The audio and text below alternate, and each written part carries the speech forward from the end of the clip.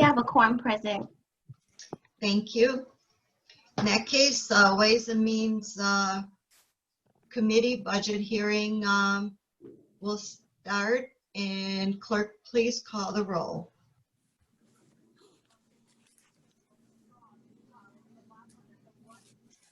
Commissioner Scott, Present. Commissioner Baker McCormick, Here. Commissioner Marecki, Here. Commissioner Baydoun, Here. Commissioner Anderson, Here. Vice Chair Palomera, Here. Chair Varga. Here. I'm sorry, but it's not allowing me to share my screen. I'm still working on it. Okay.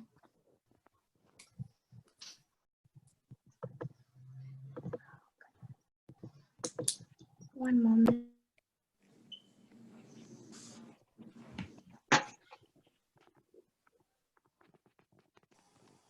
Is Kevin online? I have not seen him yet.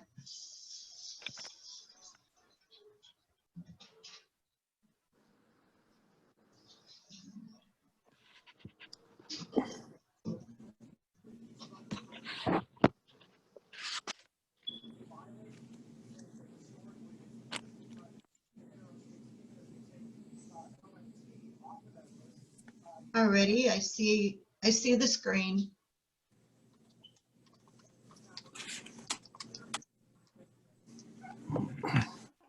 Next item, Chairwoman's remarks. Under my remarks, I would just like to clarify something.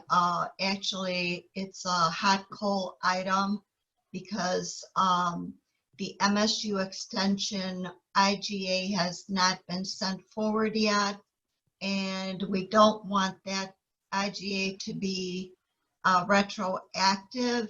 So I really, really need all the parties to get together, and I was hoping Kevin, I saw Kevin. Kevin, are you on the line? Not yet. Okay, we may have to come back to this under such other matters, but we need to get this to Michigan State, the IGA, so we have a little over a week to get it done. And I know that it can be done, but I just don't want to wait until last minute and be retroactive. So that's all I have for right now. Next item.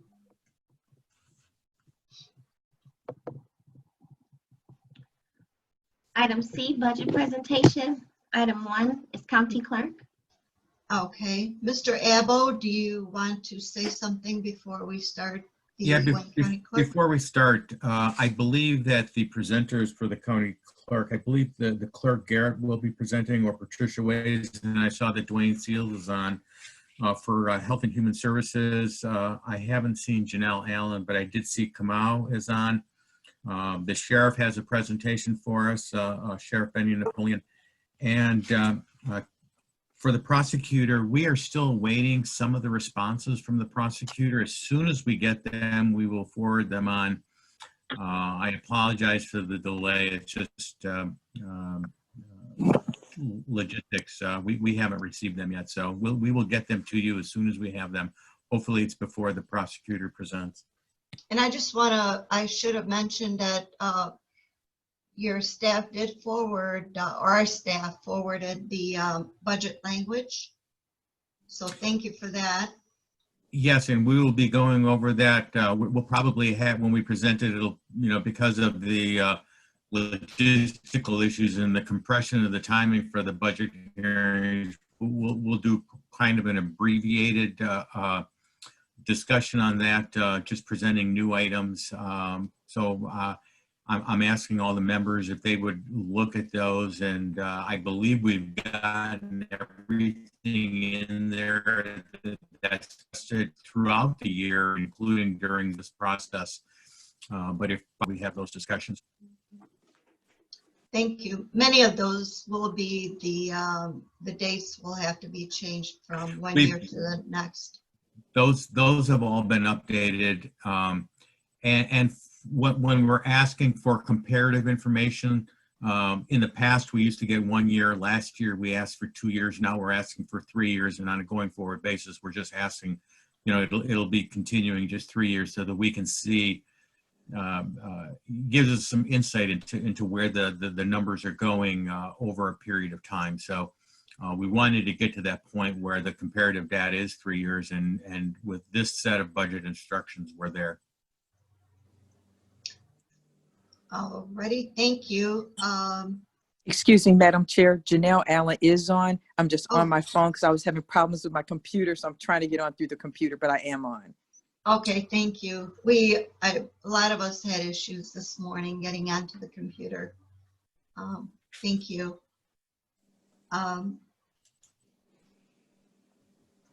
We don't know if the county clerk is going to, well, let's ask Dwayne. Dwayne, who's going to make the presentation?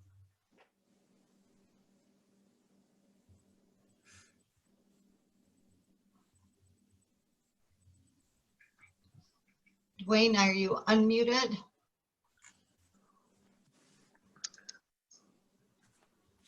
I don't see that he has audio connected. Okay. Okay. Can you hear me now? Yes.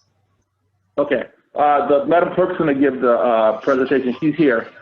Dwayne Okay. will be giving the presentation. Good Okay. morning. Good morning. Morning. Good morning, Madam Clerk. How are you? All things considered, I'm well. Thank you. It's all yours. Okay, go ahead, Dwayne. Hi there. How you doing?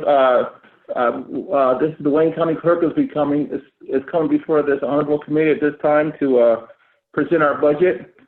We have a couple items that we're looking at. We're pretty good with what the CEO recommended, except there are a couple items that we kind of want to need a little bit more questions. We have questions about. We'd like to present to you, but that's fine. I think the biggest one we're concerned with is right there on that page.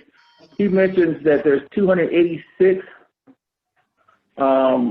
employees. We have 288. As well as in the question, there is another. He puts 288. So we're trying to decide which one is that, though. We need 288 employees.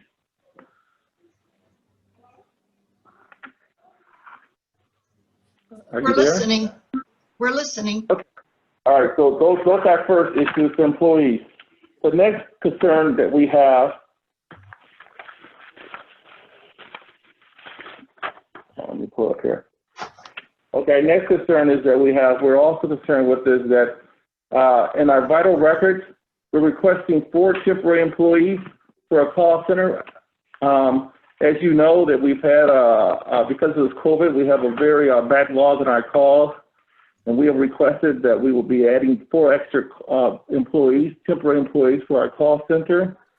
And we've actually asked for laptops as well. We thought that would be put underneath the grant money for COVID. Along with, we've also asked for sheriff protection and CPL in our vital records area. Those items are not included in the budget. And we would like to request that this committee will put those in the budget for us. These personnel, would they be called back, or are they extra that you need to hire? These are extra. We don't have a call center at this time. However, we're averaging at least 300 plus calls a day on the designated line. That's not to mention the calls that are going into the areas where the employees are attempting to service the customers. Okay, go ahead, continue. And then when you requested about the sheriff, right? Yes, So as you know, in this COVID-19 environment, we are appointment only for services in the clerk's office. And when we first opened back up, there was a lot of havoc and displeasure from the citizens that were here to secure vital services. So I called the sheriff and requested that he let us use a deputy. And as it looks, we're going to need the deputy from this point out. What did you say? The call center, The the call center, deputy. vital records, we also get the 4 and the laptops too as well. Right. There has been some laptops ordered. You have not been notified that some of them will be coming to you? Well, we've heard about them. We just don't know for sure. We just want to make sure that we actually get them. They haven't notified us yet. And also, we wanted to mention too, along with that, the other request was that, and this is where we're confused at, because we noticed on the sheet we had 288 employees. The sheet that we received, it says that there's a total of 286 employees. But yet I noticed in the CEO's questions they sent back, they said 288. So I'm trying to determine, is it 288 employees or are they actually cutting us two employees and making it 286? Okay, Mark, can you shed some light on that, or anyone? What you? I don't know where the discussion has been with the administration. I just sent a text to Kevin Haney. He's going to be joining us in a minute. Okay. Perhaps he can shed some light on this. We'll get it from Kevin. Well, I can help out. You notice, like on the sheet right there where it says total funds, right there where it says FTEs, there's the 1920 amended budget, which is 288. Then there's the fiscal year 2021. We the elected officials requested was 288, and then it says the CEO recommendation. Is that 286? Through the chair, it should be 288. Well, it should be 288. Yes.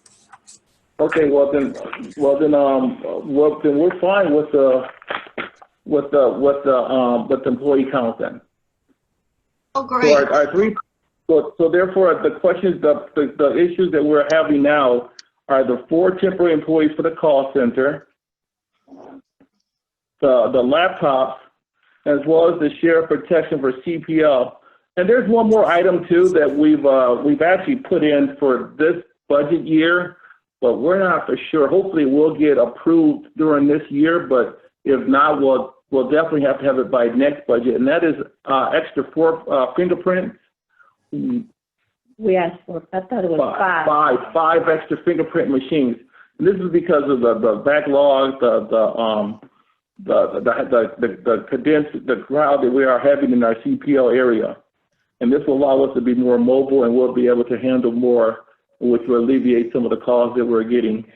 You need a visual. We're seeing approximately 142 customers per day, 4,400 per month. Thus far, from June to present, there's been 13,212 applications processed. With that, there's been over 11,000 permits that have been processed. All of this is happening with one fingerprinting machine. And so again, in the time of COVID-19 and then more advanced technology for fingerprinting, it's a live scan fingerprint machine, which is approximately about the size of a battery. What this will do, and I think that it will address to be more COVID friendly as far as sanitizing. Currently, we have one fingerprinting machine. What we are requesting are these 5 live scan fingerprint machines, which would streamline the service. I truly believe that it would make us be able to process the customers quicker and have probably a greater volume. I don't know how. And then again, for sanitizing purposes, instead of all of these customers using the same fingerprinting machine and in between the staff having to sanitize. So that's the request, and we thought that could come under the CARES Act money as well. What are we talking about, Kevin, the call center dollar-wise? Not Kevin, Yes. I'm sorry, Dwayne. Madam Chair, Sorry, ma'am. Mark Abro.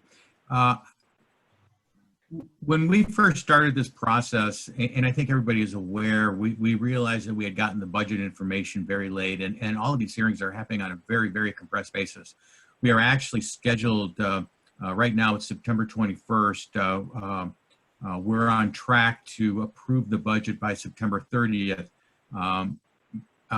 Madam Clerk, I know that you're requesting these items. I think that the best way to handle this is if, I'm not sure how much cost we're talking about, but maybe we could work with Dwayne and we can see exactly what the cost is going to be and work with the administration to see if we can get, not through the budget process, but through a budget adjustment after approval of the budget to see if we can get those things that you may need. And again, depending on cost, depending on budget, and depending on availability of resources.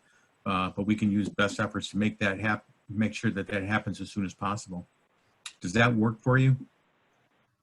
Whatever can happen, because the staff is drowning over here, the taxpayers are suffering as a result of limited space. We need some advanced technology is what I just asked for. And as some of the commissioners can attest to, I've received phone calls and emails from them about constituents that are complaining.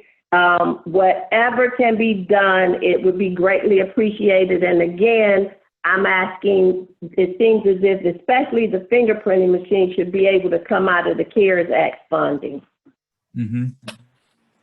But you didn't ask me all that. Yes, thank you. Whatever you can do, I would greatly appreciate it. And I guess we want to bring this to the commission because obviously they are aware of the need for the 4 temporary employees for the call center, and as well as the fingerprint. I mean, obviously the fingerprint will allow us to handle more customers quickly. And this would cut down costs that you're receiving, as well as the costs that are getting back up on our log as well. Now, it's not something that that we're asking for because we decided to do this. We're doing this because of the COVID situation here and the backlog, and also keeping the citizens safe. We have a line outside of our door where people are waiting for CPL, not to mention the ones that are waiting online. So we're looking at a way of trying to get this taken care of. And this is fine. We don't mind getting with this afterwards. But the problem is, this is something we really needed yesterday. It's not even something we look at. And last time, I think yes? I agree, Dwayne, but logistically, probably the best way we can handle it, make sure it gets the hearing and the time that it needs is to do it probably through a budget adjustment. Have you been able to quantify the totality of your request? Do you know how much we're talking about? Yes, we do. In fact, we've actually even already put I think the printers, the scanners in the TCM, the freeze form, we've already put in for that. I mean, that's something that we're past even waiting for this. I mean, as you know, as the commissioners know, not only the clerk and the chief deputy clerk, myself, have received a number of calls of trying to get this taken care of. I mean, every day we wait, that backlog is larger and larger and larger. So waiting until, even in fact, it's something that, I know this is our budget hearing for next fiscal year, but we want to bring this up now because I'm not even for sure waiting until next year. The next fiscal year would actually be something that, is even feasible for us to do. We need this done really yesterday. Now as far as the temporary employee call center, obviously that's a backlog, and that's something we can talk about, budget adjustment. We can work on that. We have a number, we know the employees we need for that. And we've actually talked with the CEO's office about this a couple of times already. But those fingerprint machines are something that we need really. I'm sure that, at least over more than 70% of the commissioners know that we definitely need help in the CPL. We need those things right now. We need overall help, and the emails and the phone calls are becoming more and more aggressive in tone. So I'm putting it out there that we're in dire need over here. And the machines aren't really that expensive. They're fairly inexpensive. I've talked to the CFO about this, and I've let him know that we're going to be asking for this request, and he hasn't said no.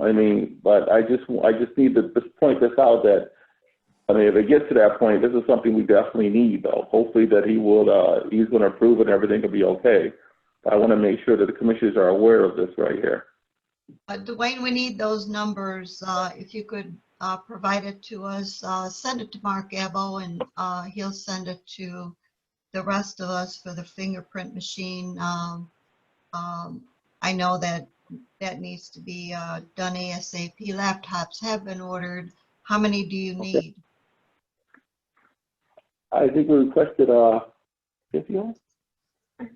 I think we requested 150 of them. Because we have court services and vital. It's court service and vital. Remember, we have a lot of employees over here, though. And the fact is that most of those are for court services. You know, the judges, you know, we need to have our staff be able to assist and to work with the judges remotely. So the judges decide to work from home. We still need something for the employees to work for them. Okay. But yes, ma'am, I can definitely send that. I can send those numbers over to Mr. Abel this afternoon. Yes, ASAP. Yes, ma'am. Madam Chair, this is Kevin. Can I ask a couple of questions? Kevin, go ahead. So Dwayne, was this stuff requested in your budget, or is this new request? My apologies. First of all, my apologies. I came on late because, to be perfectly honest with you, I wasn't paying attention to the clock. Yeah, but So yes, I missed some of the conversation. Kevin, yes, the 4 temporary employees, the laptops, as well as the sheriff protection was requested in our budget.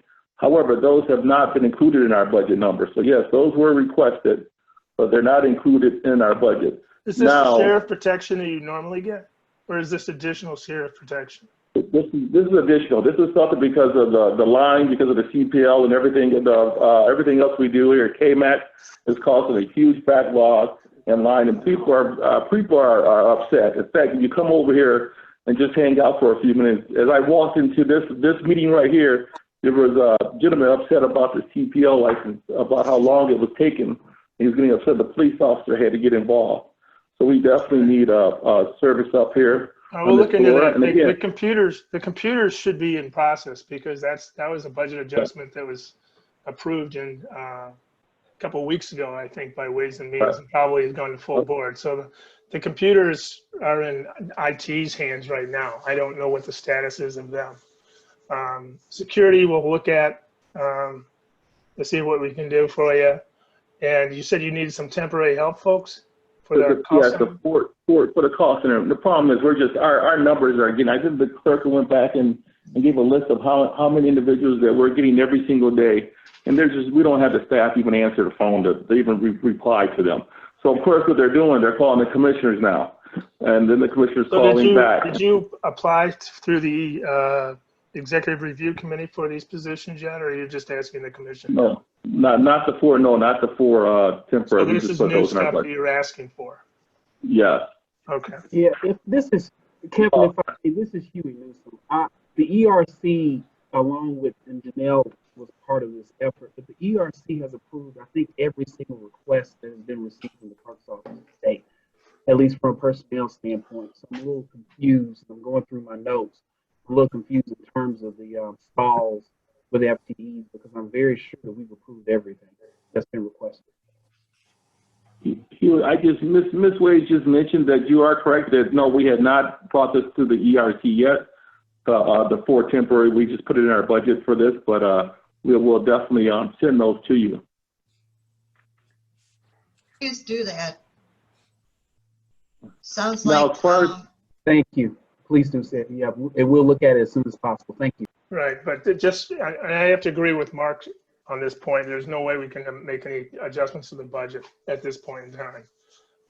We just don't have the time to get it done, but a budget adjustment is possible. Okay, so the things that we're gonna, so the 3 things we're gonna ask is that we're putting forth is the 4 temporary employees, the sheriff protection, and now I guess we asked about the laptops because it was taken out of our budget, but that's because it's already in IT's budget then. Is that what I'm understanding? No, Dwayne, the laptops have been purchased through the CARES fund. And so they are in process. The POs have been cut. The budget adjustments have been done, and that's coming out of the 298 fund. Okay, so we don't have to worry about that then. That's already taken care of then. Okay, so then we're worried about the 4 temporary employees and the sheriff protection. And the fingerprint. Now, the fingerprint is something that we need that yesterday. So we're going to send that over to you today then, right? The five fingerprints? Go ahead. Yes, send it over. How much are they? The 5 fingerprints.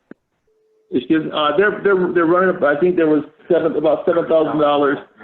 Altogether, it came to about $7,000. They're about $5,000, $6,000. So it came to about $35,000 for all 5 of those fingerprint machines.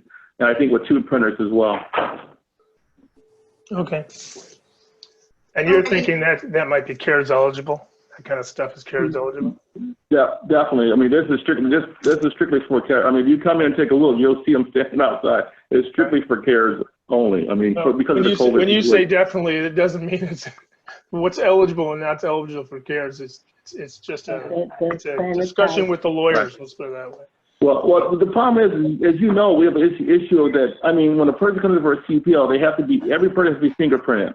And obviously, we're going to take, with 1 fingerprint, we're going to take, and it has to be sanitized when we're after each person. So obviously, if we hit more fingerprints, I mean, we can handle more citizens, and as well as sanitize those machines quickly. I think we all agree on that one. Okay.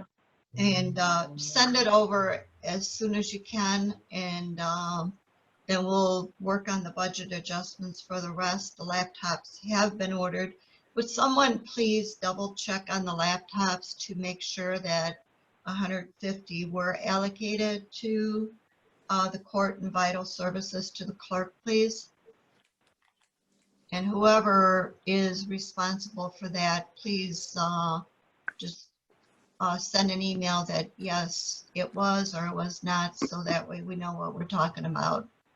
I don't want to guess when it comes in and have a surprise that, uh-oh, we didn't have enough.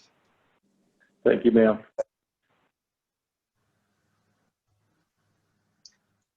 Alrighty, we have a list. Vice Chair Palomera.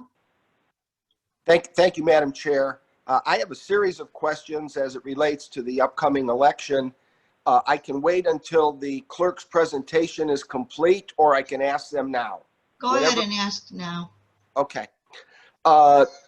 Do the local clerks, the 43 local clerks, still drive down election night with paperwork and information that goes to the Wayne County Clerk's Election Division, or is that done now by a mere keyboard computer stroke?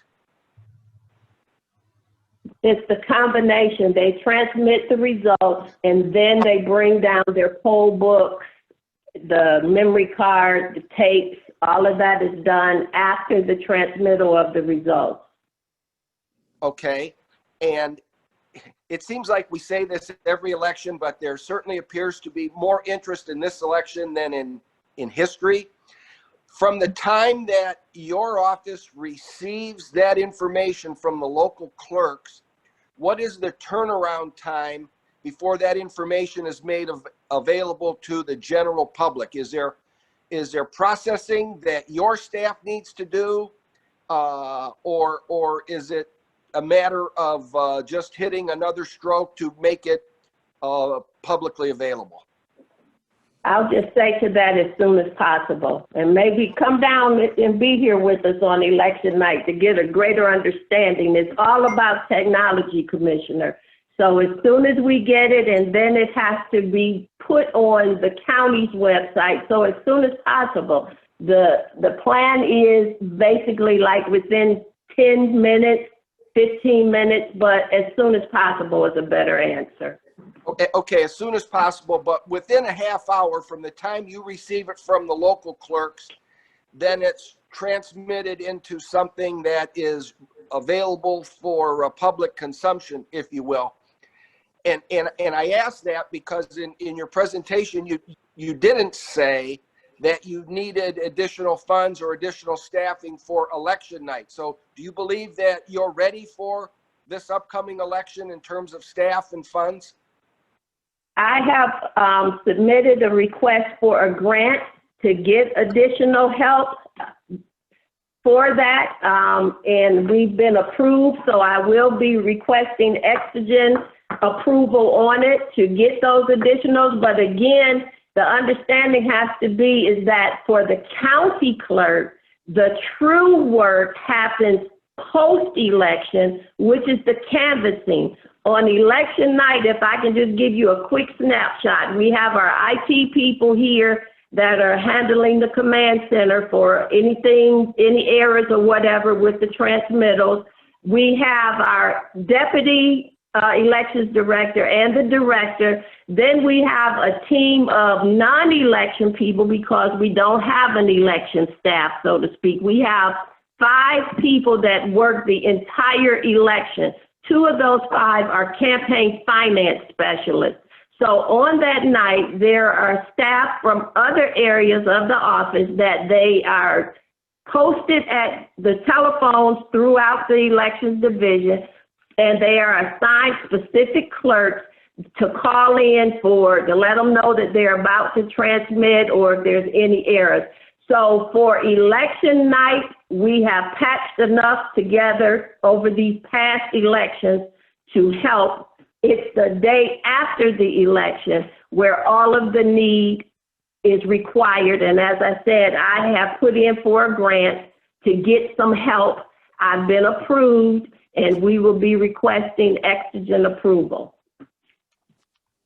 Okay, I appreciate that. I think that's a very good idea to get some extra help, especially this time, to be safe. And my last question as it relates to this, at what point does the information go to the media? So when everyone from all over, not only Michigan, but all over the country and world are looking for what happened in Wayne County with election results, is that something that either you or somebody, after reviewing it, you say, yes, it's good to go, the media can have this information? The intent is for it to be simultaneously. Where the media gets it as soon as the general public gets it. However, what you must understand, and this is something 19 years in, we are only as expedient as the local clerks are. So if a clerk is having some type of error or problem with uploading, Wayne County will not be 100% because one of those 43 clerks or 5 of those 43 clerks, whatever the scenario might be. But in answer to your question, it's simultaneously when the public receives the information, the media receives it. But it's long going that they'll say Wayne County is still out. Well, that's why. We are the largest county. We have 43 separate clerks, and we have almost 1,000 precincts within our county. So everything is, the expectation is for us to do everything expeditiously and efficiently as we can. Understood, and thank you very much for your past efforts, and good luck in 6 weeks. Thank you, Madam Chair. Thank you. To follow up on that question, if local clerk is having issues uploading, is that their issue most of the time that you find, or is it a combination? Most of the time, I'll say, I don't recall any time that has been an issue within the Wayne County Clerk's office. And it might not be anything major, but and then you need to know that we have technicians that are strategically located throughout the county. We have some here housed in the office with us, and then some of the local clerks, I know Detroit specifically, they contract with their own technicians from the same company, but they're strategically placed throughout the county to address any situation that comes up. Okay, thank you. Commissioner Maraki? Thank you. And thanks, Dwayne and Madam Clerk. I appreciate you coming in front of us. And just to kind of expand on what Joey was talking about, when I was city clerk, one time we had a problem with one precinct, and it took us hours to resolve it. So one precinct can screw up the whole night for the city and for the county. So I just wanted to note that. I have a couple questions. So did you say there was 11,000 more gun permit requests, CPL requests? Right. Thus far, we have processed from June to present date over 11,000. Okay, to June to present date. Now, I had a call from someone about how they have downloaded all the information, like you said, onto the computer. They're just waiting to be sworn in as far as the accuracy. And they were told the end of January. Do you think that is accurate right now, that they'd have to wait that long? Actually, for appointments, we're in March. And then what do they mean they were sworn in? Is this a new applicant? Yes. Okay, so those appointments are stretched all the way out until March, unless it's an emergency CPL that has to be issued. We take those. But as I said, the staff is seeing approximately like 100 and something people a day for CPLs. Okay.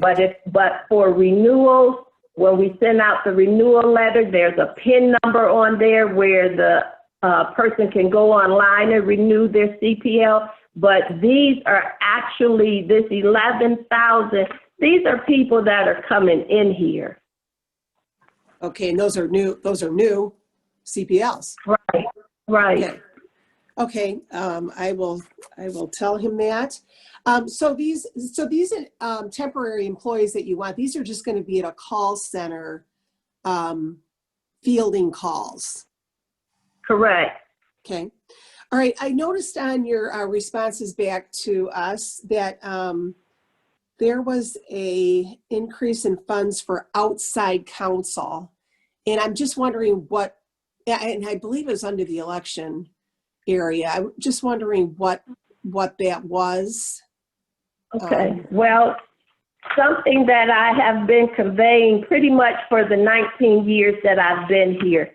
And it's not to discount anyone. However, the scenarios have been where I feel that there's a conflict of interest if we have the same attorney that is representing the clerk's office from the election division, then the same attorney is representing the election commission, which is kind of intertwined with the elections division, and the same attorney is representing the board of canvassers, which again intertwines the clerk's office. There's just been a number of scenarios where it's obvious that it's a major conflict of interest. You can't represent the elections division and then act as if we're the defendants when you're dealing with the board of canvassers, or the same difference with the election commission. I don't know if I'm making it clear enough, but it's the same attorney. Right. Okay. So is this the first time? Go ahead. I'm sorry. Is this the first time that you have, I know you've been concerned about it, like you just said, but is this the first time that there's going to be a different attorney with these entities with your concerns? Is this the first time that it's going to be one? No. Is this the first time you're going to hire someone different? You said it's been a concern for 19 years. Is this the first time you're going to have different attorneys for those entities? If you're telling me it's going to be approved, then the answer is yes. The answer is yes. But as I said, Commissioner, this has been ongoing, and with every corporation counsel director, or is that what they're called, that has been over there, I have brought this same issue forth. Okay. Another one, there was a note that there was an increased demand for vital records. Is that because of COVID and it's just all crammed into a few months, or there's actually an increase request for vital records overall? It seems like there's a increase overall, and let me tell you, a couple of the issues are space limitations that are over here in the office. So that in itself is an issue, and then just an overall increase in people requesting them. And again, if nothing else, this should bring it to true vision for the commissioners and everyone else. Everything that we have here in the clerk's office it touches people's lives. So this COVID-19 that we've been through, if someone dies, they have to get a marriage license to prove that they were married to the deceased. They have to get birth certificates to prove that their children are the deceased children. And then for insurance purposes, people have to have their birth certificates. Everything that has impacted us in our quality of lives through this COVID especially, but every day, it's like we are it over here. Like Toys R Us, we are it right here. So everything seems to be increased. And another issue that we've had is for people that are mailing in their request for certified marriage license, or you can't ask for it, or are online. And I'm getting ready to get stressed out and hyped up because it has just been relentless over here, and the empathy that I have for the employees over here that have had to deal with this, it's relentless. So you look at, we have the online services. Then if you don't have the staff to help process that, the volume that we have in the online services, then for the mail goes out. It's a wait because the mail room for the county is not open every day for 8 hours. So it waits when it goes out. And so people the customers are upset because they know that they requested something. It's a delay in processing because of staff. And then it goes and sits in the mail room once it's been processed. I just want you to come over. You're a clerk. You have some understanding, but not to the extent that it has been over here. And like I said, these employees, if I could, I would give them a raise in a heartbeat because it's been relentless and it continues to be relentless. But you didn't ask me all that. You just pushing the button. I tried to say, it's just horrible. No, I totally appreciate where you're coming from. And I've been there just on election night, and you guys worked till the wee hours of the morning just on that night. So How about this, Commissioner? This past election, again, I only have the deputy and the director. Now, they came in at 6 o'clock on Tuesday morning, election day. They went home Wednesday night at 10 o'clock because of being stretched to that extent. The rest of us were here until 2 and 3 Wednesday afternoon. So and that's just one piece of it that's over here. Yep. Well, thank you for everything you're doing, and thank you for the help that you've given me through COVID. There were a couple times where I was like in a panic situation, so I totally appreciate you helping out. I just have one more question, and this is just a comment. If you had any comment about what happened with those military ballots that were almost sent out. I'm not even sure if any were sent out because it's all email. If you had any comment on that whole mess. Well, mistakes happen. And sometimes when mistakes happen, there's more focus on certain people and certain entities where those mistakes happen. But I guess that's the long and the short of it. The error is human and mistakes happen, but the good thing is it was resolved before it became detrimental. Yeah, that's for sure. Okay, well, thank you to both of you. I appreciate your presentation, and I do appreciate where you're coming from with all this. Thank you, Madam Chair. Let's put on the record, and the Wayne County Clerk's office had nothing to do with those ballots. Oh, no, I know. I know that. you know it, but. Yeah, and that was a good thing to say. Yeah, thank you for letting us know. You're telling me. Yep. We have a list still, and I'll read it in this order so you know that I have not forgotten. Commissioner Anderson, McCormick, and Baydoun in that order. Commissioner Anderson, please. Thank you, Madam Chair. Just wanted to say hello to Dwayne and to our clerk. I know it's been a very trying time. We get a lot, as you mentioned, Madam Clerk, we get a lot of inquiries in our offices about services that are available in trying to get things accomplished with this difficult time and limited hours. And but I did want to ask about, you'll recall, everyone will recall the one election that we had where one of the contractors, I think, posted results of the election, and then I think it was several hours, if not the next day, that it was all corrected and all the numbers changed. Is that contractor no longer being used? Let me correct what you just said, because that could be misleading. Number one, the two systems never were, what do you call it? The two systems didn't interface, so they were autonomous of each other. At the point when that happened, I'm sure you recall, it never affected what the true results were. That was just what? That was it.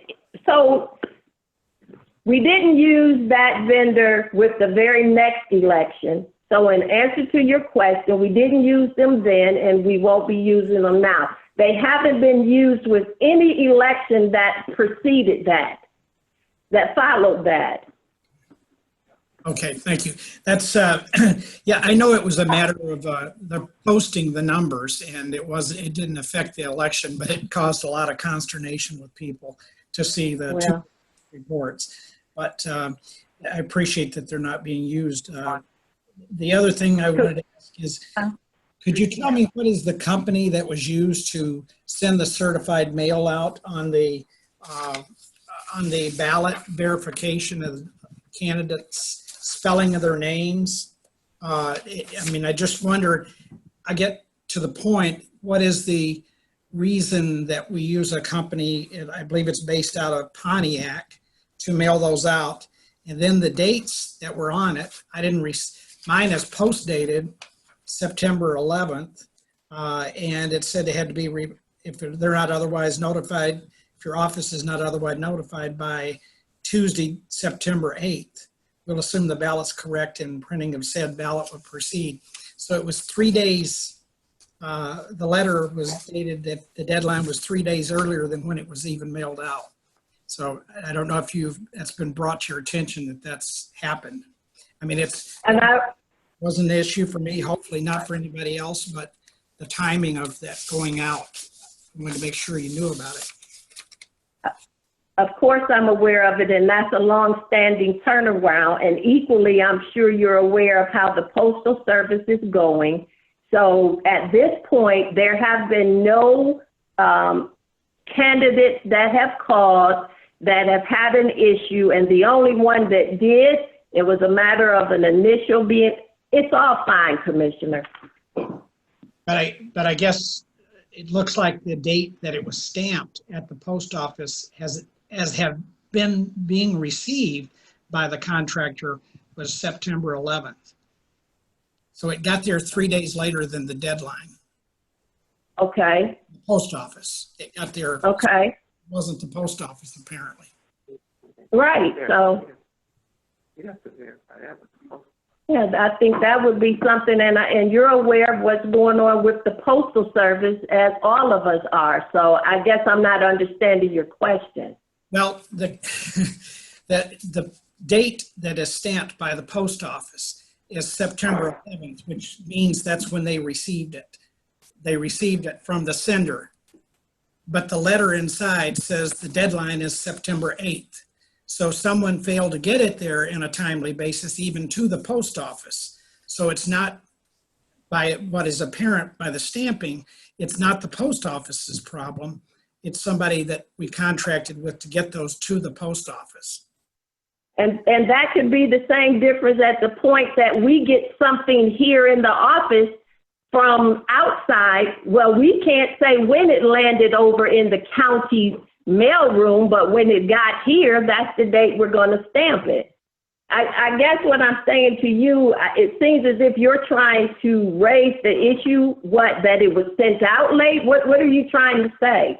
Well, I'm just trying to bring it to your attention that it was mailed out.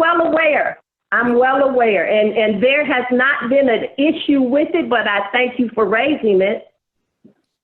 That's all. I mean, I think it could be. Okay. Thank you. Okay, come over and work with us, Commissioner. Come over and work with us, and maybe you'll have a greater understanding. But there hasn't been any issues that have not been resolved. I'm well aware of it. I'm well aware of the Postal Service and everything, but trust me, it's all well. Okay. If you would too, would you make sure that all the commissioners have a line that we can get through to your office? We have nobody to answer. And we get the call center, but the people are all hands on deck over here. And come sit over here with us. Come stay with us. I know we're all hands on deck. One of the previous commissioners mentioned she was able to get in touch with you. And I think we need to have that available to us if it rises to that level. And we've been contacted about CPL issues, about right. Your constituents, trust me, are my constituents. And again, if the scenario was not as it is, we have limited space, and to stay in accordance with the guidelines of the CDC, it's beyond my control. But the employees, as well as myself and the management team, based on the circumstances, we are doing the best we can. Limited space, employees that were laid off, that were trained, got displaced employees in here that were not trained. But again, we have to stay in accordance with what the CDC guidelines are. And I don't know if you've been over to KMAC, but the space is extremely limited. But I must say, in spite of, these employees have been making it happen. So when your constituents call you, trust me, they're my constituents as well. And out of 19 years, I've never had the complaints that I have had now, but guess what? We're in the middle of a pandemic with limited space in an office. Well, I appreciate that, but as I said, I'd like to make a request that we receive either a direct number or something to Dwayne or to someone. Dwayne isn't here. We'll see what we can do, but if you get us that call center, we're going to work on that. We're going to work on that. Promise. All right, and you're all welcome to come be here with us on election night. I was there with you when I filed, and I saw you working, and I didn't even know that it was you. So I appreciate everything that you do. Right. We never close down, Commissioner. Well. Thank you, Madam Chair. Thank you, Commissioner Anderson. We all appreciate you. Mary has an update on the laptop. Mary, go ahead. Through the chair. Hi, I sent an email to Carlos and his staff, and they stated that they ordered 1,000 laptops under the CARES Act. The clerk is included in that distribution. He just doesn't know if it's 150 laptops, but Dwayne, you could probably follow up with Carlos. We will. Thank you. You're welcome. We'll definitely find out, and that's fine too, though.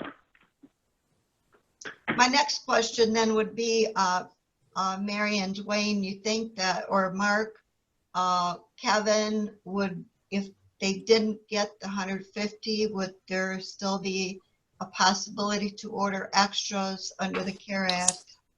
I'm sure there would be, to finish up the 150 that they need. And I'll ask Huey to answer that, so I don't know.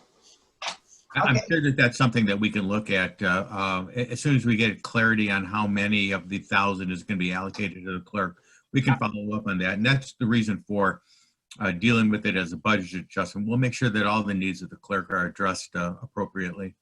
I would strongly support that. This is Huey. I would strongly support that. I think it's important for us to at least to understand how the 1,000 will be distributed amongst the departments, and then we go from there. Well, we want to make sure that, thanks to the chair, we want to also mention that that the 150 we asked is not that we're having those laptops to sit around and not doing it. Those are for court employees. I mean, they're to back up the Court and vital. and vitals. Those are there to back up the work that we're doing. So, for example, if a person's not here, they can continue doing the work because of COVID. So that's why we've asked those. We know those are, I mean, that's a number, but that's a large number, but we need those to continue to provide the service here at the clerk's office, and we would thank you for any assistance that we can get in that. So that way the employees would be able to work remotely, correct? Yeah. Okay. Yeah. Is that the reason why they have not been able to work remotely? Yes. Primarily. And ma'am, that's why we've actually really, like, we asked about the scanners. The scanners has really, I mean, it's not something we're asking for next year. We're asking for it now. We just had this opportunity to talk to the committee, and we want to just make sure that you're aware that we understand that people are calling, people are lined up, and we're doing our best that we can to make sure that crowd is we're able to get through the constituents as well, to make sure they're able to provide the services that we need to. And that's why we're asking for the scanners. We're asking for the call center.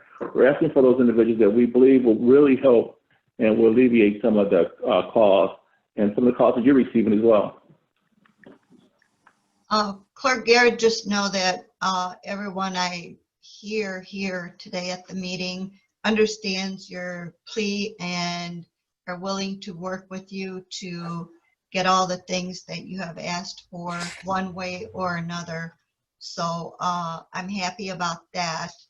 And my next commissioner who wants to ask you some questions is Commissioner McCormick. Good morning. Good morning. I too support you and your efforts, and thank you and your team. And I wanted to ask, so you said we can come over, or we're invited to come over on election day. Is this to help, or is this just to observe? To observe. Now, if you wanted to help, that would be with the canvas. But right now, it would be to observe, because our true heavy lift is after the election is over. But you're welcome to come observe, sit around with us to the wee hours of the morning or the afternoon of the next day. Okay, and so what happens the next day? Because you said a lot of the work happens on that next day. What happens the day after? What happens is that everything that comes from those 43 local clerks that's relevant to the election, meaning the poll books, the tapes, all of those things, I call it's a canvas, but it's like a low-level audit to make sure that what's in the poll book is reflected on the tape and vice versa. And then also making sure you're looking in the poll book to make sure that those poll workers, the polling supervisors or chair people, that the seals, the number on the seals match, and that they signed to make sure that they both have respectively looked at it and agree. Also, you're looking at the oath for the individuals that work the precinct, that the number of signatures in that book are also the number of signatures that's on the tape. So basically just doing like an audit of the actual election day process. So that's how, when the canvas is over, you're the public you're able to know what community, what was lacking, or what the differences were from the actual election day versus what the canvas was. Am I making sense to you in my explanation? Yes. Okay, so it's very long, very tedious. Normally, it's a 14-day process with normal elections, but that's where the county clerk's office comes into play after election day. And then, as you know, it's the 4 board members, the 2 Dems, 2 Republicans, which hopefully this year they will be there every day with the staff helping get through this tedious process. Okay, and all of that happens over at KMAC, or are you at a different location on election day? We're at at election night. Election night, we're here. Okay. But the next day, for those following 14 days, we're at the Bigliotti building on Jefferson. Okay. All right. And then you talked about the conflict of interest with the Board of Canvassers. I too believe that there is a conflict of interest when we have the same attorney for the Election Commission, the clerk, as well as the Board of Canvassers. Can you give us, so that we understand how there could be a conflict, any scenario that there may have been a conflict, or you know for sure that there was a conflict, or an example of how that scenario might come into play? Well, absolutely. I've witnessed them for 19 years now with most of the election seasons. But this last election, the attorney represents, it's no doubt that when it's canvass time, she is representing the board. So at this point, a lot of things this office is left to interpret on your own or read through what the court papers are. So with this last one, let me think exactly, but it definitely with this last primary election where it truly escalated, and I don't want to go into great detail, but it was the conversations, the Zoom meetings, etc. It was between the Board of Canvassers, the state, and the county clerk's office elections division. Because of the dynamics that were going back and forth, it was very apparent that the representation, legal representation, was primarily solely for the Board of Canvassers.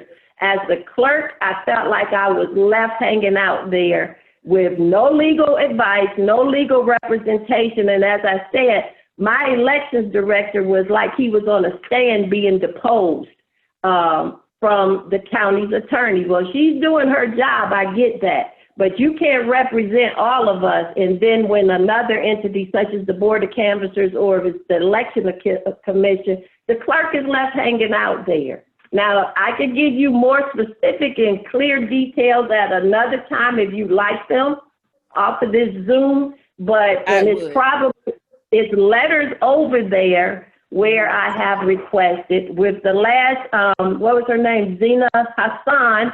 I had a meeting with her and her predecessors about the same scenario, that it's a conflict of interest.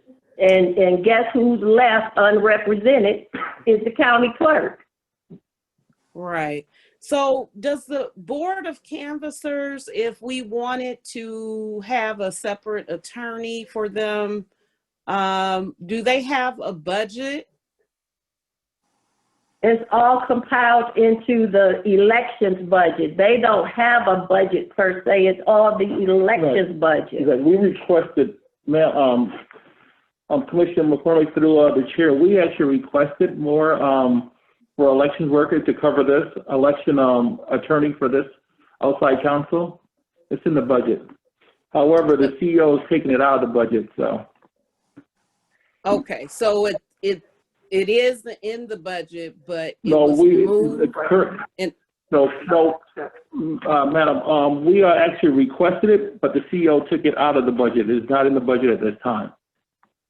Okay, so was this requested in the prior years and it's always been removed, or you're saying just this budget cycle? It's gotten worse. In the past, it's been meetings, letters, conversations, raising the issue that the need is there and sharing my displeasure. And so now this is the first time, because as I said, things are kind of escalating, that I've requested it in my budget. Okay, so I don't know if this is a question to you or to the administration. Does the corporate counsel attorney receive one salary for representing both the county clerk and both the board of canvassers? This is Kevin. The corporation counsel, there is a corporation counsel that's assigned to the elections. In fact, there's a couple of them. In previous elections, it was Kevin Kavanaugh, and Jana Anderson Davis, I believe, went over there as well.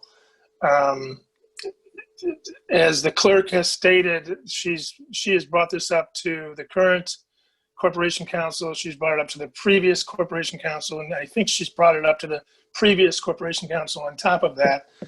And it's their viewpoint that there is no conflict of interest, and therefore we've never really had a reason to fund it. So that's the reason why it's not funded now, is that the corporation counsels are the ones that hires the lawyers, and it's up to them to distinguish whether they need, whether there's a conflict of interest or anything like that. So. Okay, so you're saying that the clerk that actually does the work is saying that there is a conflict of interest, but the corporate counsel is saying that there's not? Yeah, well, it's come up before, and the corporation counsel, I mean, they're the ones that, by statute, they're the one, or by the charter, they're the ones that hire lawyers, outside lawyers, or their internal lawyers to do the legal work of the county. And when it's been brought up, the corporation counsels reviewed it. I know Zena had, and I'm pretty sure that that James has currently. I'm not really sure. I haven't really talked to him about it because this has come up before. And it's their belief that there is no conflict of interest. Okay. So I mean, they're the ones that are gonna. They're the ones that would decide that. Okay. So if the clerk can provide various scenarios where there is a conflict of interest, then I guess would they believe that if she provided it? Or because from what the clerk just indicated is that over her 19 years that there's been many scenarios, and if there has been many scenarios, I'm quite sure, although I'm a new commissioner, I'm quite sure she has explained to them or showed them those scenarios. So that's why I asked the question. And if there hasn't been a time where it has been explained, or that the clerk has not broken it down, maybe that's what needs to happen so that corporate counsel and everyone else understands that it's truly a conflict of interest, because I can see how there can be a conflict of interest when you're representing 3 different entities, and the issue may be one and the same for all 3 entities. There definitely could be a conflict of interest. So what I'd like to see is a breakdown of what a conflict of interest looks like in the clerk's office. Madam Chair, if we can maybe get the scenario from the clerk, and so we can look at what that looks like, and everyone is on the same. That discussion might be well served if we did it on government ops. Aside from the budget, that's a larger issue than just the budget. Okay. So it's something that they may want to take a look at. And if they need to, they could go into details there and maybe have some conversations even behind closed doors. I'm not sure how they do closed door sessions or whatever. I don't think this can be resolved. The issues that you're looking for can be resolved here, except that we could fund it or not. But the Okay, that's fine. I particulars, just want to have, it looked into to see what we can do to assist in this matter. The question I didn't get cleared or clearly answered was, does the attorney get a separate salary for representing? No, Excuse me? no, I'm sorry, I didn't mean to interrupt you, Commissioner, but if it's an internal lawyer that we're talking about, a corporation counsel lawyer, they just get paid. If it's an outside lawyer, then they get paid whatever the contractual rate is. Okay, so there is not a separate salary or fees attached to representing these three different entities. There could be different, what they call different matters. So if it's an outside lawyer that we're talking about, then the one lawyer can be. No, we're talking about one attorney representing all three entities. Right, I understand that, but they would be representing the three entities using different matters, different contracts, if you will. So, lawyer Daggett could be working on the clerk's office, or they could be working on the elections, or they could be working on, the presidential election, or whatever they're working on, and it would be under different matters. So they would be tracking it differently, and they would be funding it differently, paying for it out of different. There wouldn't be any commingling of contracts. Okay, so depending on the way the contract was written. Okay, to just clarify your point, Madam Chair, can we get a copy or a report on how the funding to each of those departments for the attorney services? So for the Board of Canvassers, what amount is funding or funded for the attorney, and then for the Election Commission, and then for the clerks? Kevin, I'm sorry, Kevin, is it a chargeback? Yeah, it's a chargeback, and that's already been received by the committee. And the idea is that the Corporation Counsel is the county's lawyers, so they're going to provide the services, regardless of the chargeback. If they provide, you may have a chargeback for $10,000, but if they provide, say, $30,000 worth of work, they're going to provide that amount of work. So it's really just an internal chargeback. It's sort of like having a lawyer on retainer. You're gonna get the services provided from the Corporation Counsel lawyers, regardless of the chargeback. Right, but I think the overlap is what I'm concerned about. Madam Chair. Yes.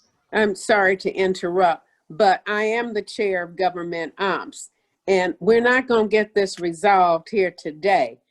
But as the chair, if the clerk wishes to discuss this further, I would be glad to take it up in Government Ops. Thank you, Commissioner Scott.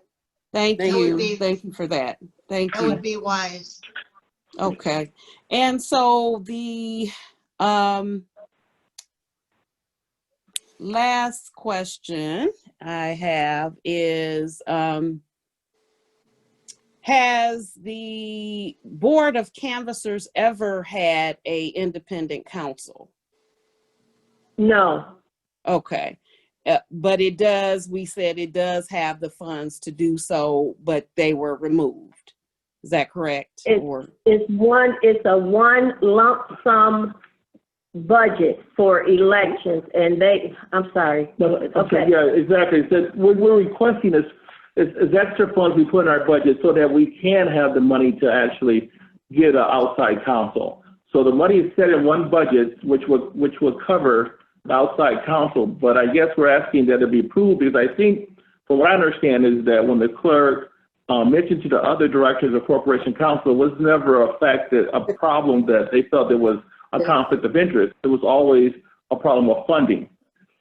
So that's why we decided to come to Ways and Means and actually bring this up now and say, hey, we kind of would like to go out and get our own outside counsel, and that would be funded. And then we can obviously then have to go through Corporation Counsel, go through government ops, and go through all those steps. But we don't have any money to start the process. I think at this point, if I could intervene, at this point, I think it's a policy question that I think Commissioner Martha Scott will be able to go after in her committee. So if we could move on from this subject onto something else would be helpful. Well, that was the last question, Madam Chair. So to clarify, Commissioner Scott will have a meeting or convene a meeting to discuss the details of this then. If the chair wishes this, if the clerk wishes, I'll be glad to do it. Thank you. Thank you so much. Thank you, Commissioner Scott. I welcome it. And if I may, through the chair, I did have a meeting scheduled with Attorney Heath prior to the transitioning of his father, which I'm sure we will meet somewhere in the very near future. But I also want to put on the record that this is not that I'm an anti-Janet Anderson Davis, but it is just very apparent to me as well as my elections division, which they requested to meet with Attorney Heath also. It is very apparent that it's not just Kathy Garrett that an apparent conflict of interest exists. It's my whole elections division. Yes, but I will be. Commissioner Scott, I thank you for the opportunity. Certainly, you know, we just need to sit down and pull it together, okay? Because we can't do it right here today. But I'm glad you brought it up, and I understand your quest for this, okay? Thank you. You're welcome. Clerk Garrett, I understand perfectly what you are trying to do and what you are talking about. I would like to talk to you offline about this one myself, but right now, Commissioner Baydoun has the floor. Thank you, Madam Chair. Thank you, Madam Clerk. Dwayne, thank you for everything that you're doing to keep the county clerk running during these challenging times. Madam Clerk, I have a question. We've seen delays in reporting the results. Obviously, this is titled as the most important election of our lifetime. First of all, how many employees would be working on election day and the day after election? Will you have enough staff? And I will be there on election day to observe. I promise me I will come down, and if it's allowed by you and by our legal counsel from the Wayne County Commission, as a token of appreciation, I would like to treat your workers for a good Lebanese lunch, if it's allowed by you, again. But my question is, do you anticipate that Wayne County may not have official results like for several days on after election? Commissioner, that you know as well as I do. All I'd say is the intent is to execute an efficient election. As far as time frames, I don't think anyone can answer that question at this point. Okay. So I won't put myself out there with predictions. We're just going to do it until it's completed and efficiently done. Okay. I will see you on election day, Madam Clerk. But hold on, Commissioner, you want to come to us on election night, not the day. During the day, the office is open. So come see us after the polls close. But I do appreciate your offer, but it's long-standing. We don't take gifts for doing our work over here. So thank you for the offer of the meal, but no thank you. Okay, no problem. All right. We'll come and see you after the polls close. Anything else? Anything else, Commissioner Baydoun? That's it. Thank you. Thank you. We're all on the ballot. Most of us are on the ballot, so we have to be careful what we do before the polls I understand. close. I thought I had.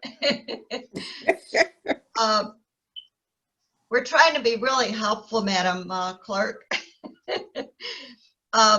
It seems like most of your issues will be resolved sooner, a little bit, some things maybe a little bit later after the budget passes. But it sounds like you have been heard, and we'll have some relief coming. Now, I will give you the floor back to make any other comments that you want to. I thank you for the opportunity of coming before this body via Zoom, first of all, and just with the understanding that this has been long-standing, that space has always been an issue over here where the Vital Statistics Division is, as well as elections. COVID-19 has truly brought it to the forefront as far as it hampering the quality of customer service that meets my standards.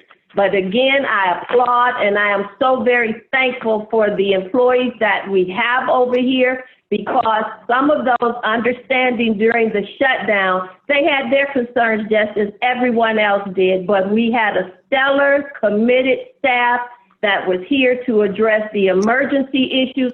And ever since the county has been back open, these people have been committed to providing services for the taxpayers. It just saddens me and it's disheartening that when I get the calls or the emails or whatever, that I can't convey to all of the citizens that these employees are doing an excellent job based on the tools that they have to do it. And I would like it if the commissioners would also communicate that we're still in the midst of a pandemic. We are operating with limited space, and we always have had limited staffing based on the services that we provide over here. But I thank you for your time, and I hope that you will do PR for the clerk's office to convey that it's not the employees and it's not the Wayne County clerk, because often I get compared to Oakland and Macomb, that is not as large, and I will say that they were not open through the pandemic as these staff members here and the clerk was here providing services during the shutdown of the county. But thank you for your time, because this has just been such a unbelievable experience in my 19th year. It's just, thank you for your time. It's just overwhelming. It is. It's a lot. You're welcome, and we want to show our appreciation to you as well as your employees. They have been doing a very good job, and I am sure that none of us will be other than cheerleaders for your office and your employees. Madam Chair. Commissioner Martha G. Scott. Thank you. Before the clerk leaves, let me just thank you also. Your staff was really great. I had a couple that wanted to get married, had been trying to get in. I was able to get them in, and they're happy. So tell your staff thank you for all that they were doing. This COVID is something in all my years I have never seen, okay? So we just have to learn to work together and do the best we can, and ask God to just continue to lead us. That was ended perfectly. Thank you. Thank you. Any other commissioners before I let the clerk exit? Any other commissioners or commission staff who would like to make comments? Chair Varga, I would like to say, just want to kind of recap, make sure we understand what's going on. This is Dwayne. If there's no one else. All right, Dwayne. So make sure we recap the 4 temporary employees for the call center, as well as the sheriff protection. We're going to speak with Mr. Abel, as well as the CEO staff to get that taken care of, and as well as the 5 scanners. And we're going to send that over this afternoon. Those scanners are something that would greatly help. I mean, like yesterday. So we need to get moving as possible. So we'll send that over. It's just want to make sure we understand. Is that what we're doing? Yes, and the laptops, you need to check with the IT director to make sure that he does have all 150 or whatever your needs are included. Yes, ma'am. Thank you. Sounds good. We have a good understanding. And with that, Madam Clerk, please let us know what the next item is. Moving on to item C2, Health, Human, and Veteran Services. Okay. Janelle, are you going to be making the presentation?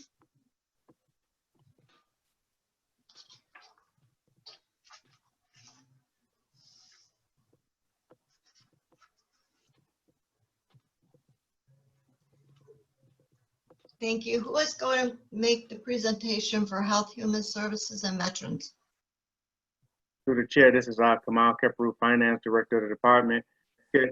Anybody contact Jeanette? She said she wanted to start off. Maybe she's on mute, but if we can give her a second, if she don't chime in, then I can just go ahead and start. What she did, text me and let me know she wanted to start off. Okay, we can give her a second. Through the chair, this is Octavia. It looks like she doesn't have her audio connected. You want to text her and let her know to please put it in? Yep, doing it right now. Thank you.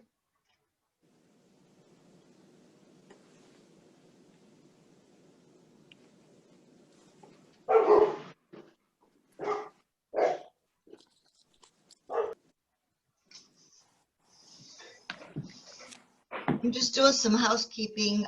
Richard Wooten, are you still on here? Yes, I am, Commissioner. Okay, stand by.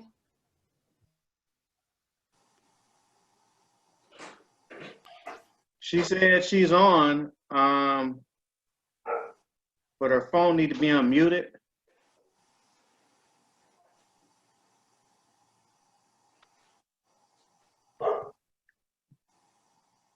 Is she logged in as Janelle Allen?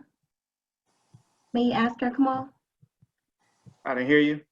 May you ask her who she's logged in as? I do see Janelle Allen, but I don't see that there's any audio connected. So she has to enable her audio. Octavia, she just sent a text message. She's on 7592. Thank you, Mary. You're welcome.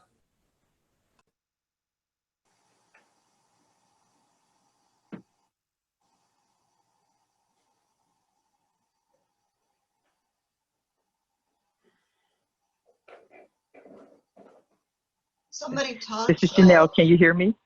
There you go. Okay, great. I used my phone because my computer audio I don't think was working properly. My apologies for the delay. I've been on the whole time.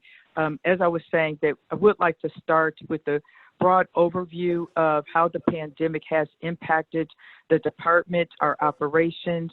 And I've invited Dr. Carl Schmidt, our medical examiner, and the chief operating officer of the medical examiner's office, Al Samuels, to join us on the call, and I believe they are on. So if you don't mind, if we could begin with them just to give a brief update again about how the pandemic has impacted the MEO's office operations. After that, I would then give a broad overview of the other divisions from an operational impact. Okay. Dr. Schmidt, are you on? I am.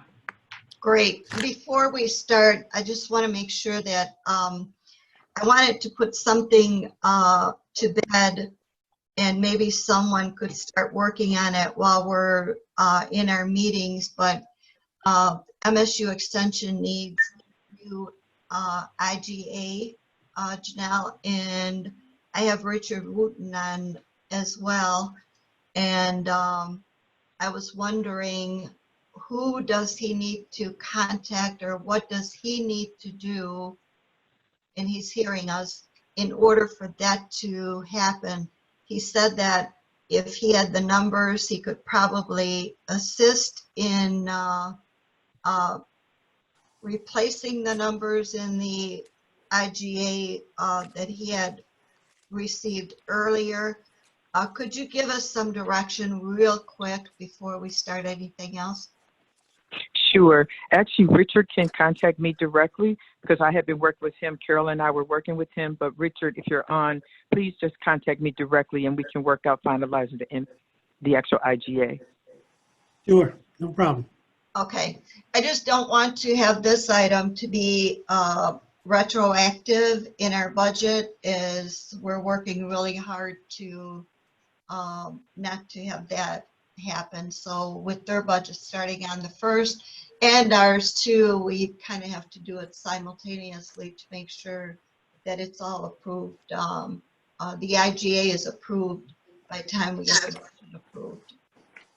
Okay, we'll work on getting that done this week. Okay, thank you very much. In that case, I am sorry. Go ahead and start all over again, and I will not interrupt you this time. No problem. Actually, I'm going to turn it over to Dr. Carl Schmidt, our medical examiner, as well as Al Samuels, who's the Chief Operating Officer with the Medical Examiner's Office. They're going to give an overview of how the pandemic has impacted their operations at the MEO's office. Dr. Schmidt? We have an increased number of cases at this time of year. To put it in perspective, we had received about 11,000 death notifications. So every death that potentially may need our involvement gets called into the office. And normally we get about 14 to 15,000 of those a year. Today we reached number 14,000. Case report number 14,000. So we're about 3,000 case reports ahead from last year. We have overall increased mortality, especially in elderly individuals. We still haven't finished analyzing all the numbers, but it does look like a significant component of the increased mortality are older individuals, many with chronic medical conditions. That doesn't mean that they were COVID positive, but what you've been hearing from other places in the country, that people are afraid to seek medical care because they don't want to get infected, or they simply don't want, or they simply don't have the resources to go, is actually playing out here. So back in March, we started a project where we started swabbing about 10 cases a day. Initially, we had some problem getting the tests done because of the restrictions on testing. But eventually we did get all those early swabs tested. So up to this point, we have swabbed 1,326 individuals, of which 95 cases were positive. We developed a checklist where we would preferentially swab those cases that met guidelines such as shortness of breath and so on. Our investigators asked that when the death is reported. But the other cases we swabbed were random, and this has given us a window into the prevalence of the infection rate in the community as much as one can tell from our population. And in fact, we had gathered enough data by the end of August that we actually published it in the Journal of Infectious Disease. And the title is Surveillance of COVID-19 in a Large Medical Examiner's Office. I can provide the paper if anybody is interested, but it did highlight the disparities in access to healthcare that have been reported elsewhere. Our other cases have also increased. At this time, we have done about 1,800 autopsies. And if this rate continues, we will end up the year somewhere around 2,600 to 2,700 autopsies. In perspective, last year, we did, I think it was 2,350 or thereabouts. The other area where we have seen increases in a significant increase in numbers is in drug deaths. We are, so far, we have about 800 drug deaths. Some of those are still pending, so I don't know the exact number, but we're getting about 100 drug deaths every month. Last year we had 980 drug deaths so we're gonna end up this year with about 250 to 300 drug deaths if this current trend continues until December 30th. And I think that's an overview of the numbers that we're dealing with. This is Janelle again. If I could ask, the autopsies that you had, the persons that you had tested, and you had out of 1,326, you had 95 cases positive. Right. Those did not come from the hospitals, did they, or did they? They did not. So these are in addition to what the hospitals had as COVID patients and deaths. Correct. And most of them did not actually die with COVID-19 pneumonia. They died from other things. We have homicides, accidents, drug deaths that are COVID positive. Actually, of those, only 12 were actually COVID-19 pneumonias.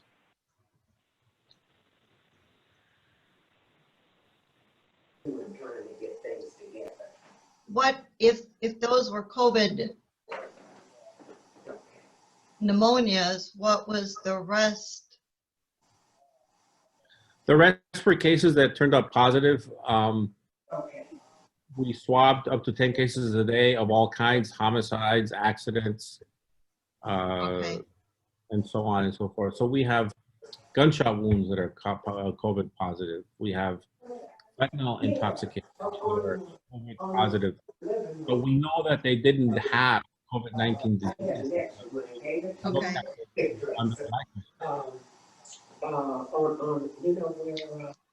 Okay. Any, on this particular subject, any commissioners have any questions? I do, Madam Chair. Marecki. Okay, Commissioner Marecki. Thank you for being here today. So you just mentioned that people just happened to test positive. They may have died in another way. So what actually went onto their death certificate? Because this has actually been a kind of a controversy through several states that COVID-19 was put on death certificates, and that's not necessarily what they died from. And you're saying it could have been a homicide or an accident. So what actually goes on to the death certificate? Their cause of death. So the multiple gunshot wounds, multiple injuries. COVID-19 does not go on a death certificate if they didn't have the disease. Oh, okay. But if someone died in an accident and they tested positive for COVID-19, it would just say accident because they died of the accident? Correct. Okay. So you're saying that just 12 you thought actually died of COVID-19? Correct. Okay. Thank you very much. Any other commissioners? Yes, this is Baker, Commissioner Baker McCormick on the phone. Okay, go ahead. You talked about drug deaths. What would that look like as to what types of drugs when you say drug deaths? Did you? Most of them are opiates, such as fentanyl. Opiate, fentanyl, to a lesser extent, heroin and cocaine are the most common drugs that we see in the community today. So would you say the opioids is the predominant still, or? Yes, by far, especially fentanyl. Okay. And what percentage, if you have that number? About 80% of our drug deaths have an opiate. Most of them fentanyl. I can't tell you exactly the percentage that have fentanyl, but about 80 to 85% of our drug deaths are opiate related. And what was it last year in comparison? About the same. The one drug that is probably a little more common this year than last year is cocaine. About a third to a quarter to a third of our fentanyl deaths actually have cocaine. So we think that the cocaine is getting mixed into fentanyl as it is sold on the street. Okay, and how about suicides? Have you seen an increase? No, suicides. We're about the same number of suicides this year as last year. The number of suicides, it's interesting you asked that because the number of suicides doesn't actually change much from year to year. It usually varies somewhere between 180 to 220 suicides every year. Okay, thank you. You're welcome. Thank you. Any other commissioner on this one? Okay, go ahead and continue with your presentation. Thank you. Thank you, Dr. Schmidt. Moving, I would like to add too that early on in the pandemic that Dr. Schmidt was being very proactive and had expressed concern that if we did have a big wave, that would they run out of storage capacity.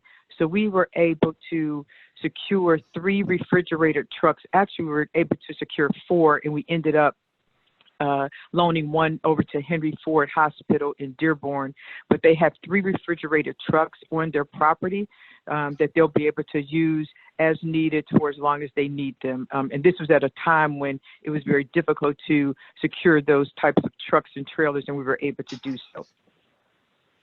I'm sorry. Moving could on I to ask? Madam Chair, I'm sorry. Yes. I wanted to talk about the suicide. Okay, but go I ahead. Okay. Doctor, can you give me, what are the ages of the suicide? Most suicides are males between the ages of 40 to 55. 40 to 55. Well, what about children or young adults? There are some young adults. I can't tell you the exact number right now. It's not more than maybe 10 to 15% of our suicide caseloads. Are those Children, males or females? the majority are males. The majority are males. Okay. Thank you so much. Well, Thank you. How many staff do you have? right now we have 32 staff. How many of those Wayne County employees? We only have 2 Wayne County employees. And So it's 34 staff. 34 staff, okay. How many vehicles do you have currently? 2. 2. And those are provided by Wayne County? Yes.